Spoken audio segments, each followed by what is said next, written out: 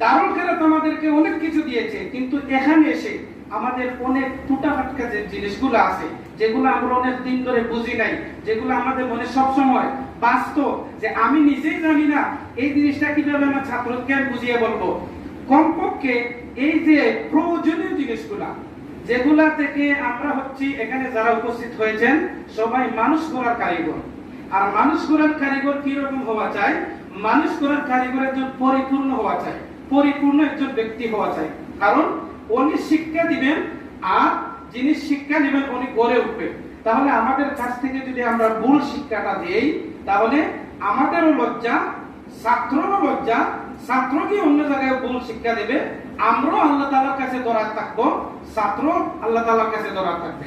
আলহামদুলিল্লাহ, আমি শুকরিয়া আদায় করি এর জন্য যে আমাদের এই যে শিক্ষকরা, টিচাররা দক্ষতার সহিত আমাদের এত সুন্দর করে মার্জিত করে, এত আদর স্নেহ দিয়ে আমাদের যে শিক্ষাটা দান করেছেন।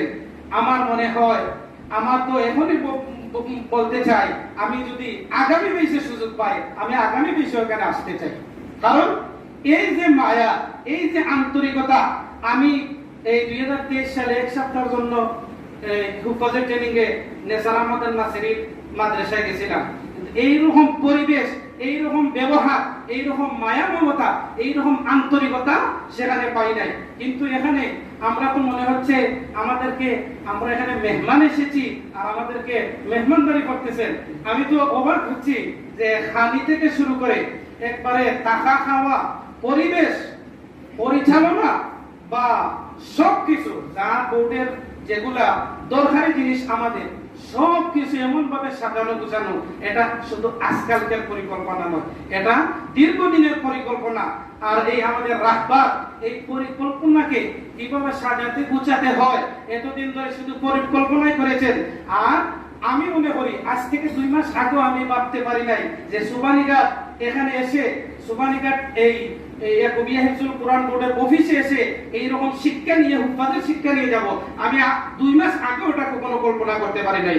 কিন্তু আল্লাহ পাক রব্বুল আলামিন এই যে তাদের এই অক্লান্ত পরিশ্রমের মাধ্যমে, ত্যাগ-তিতিকার মাধ্যমে আল্লাহ তাআলা সেটাও সম্ভব করেছেন।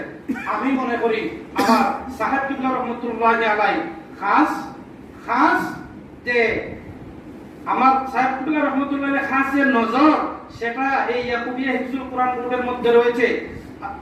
সাইয়্যিদুনা মুর্শিদুনা আল্লামা বড় সাহেব কিবলা মাদ্দাজিল্লাহুল আলিয়া, যে ওনার যে দোয়া আমরা শুনেছি, এখানে আসার পর শুনেছি,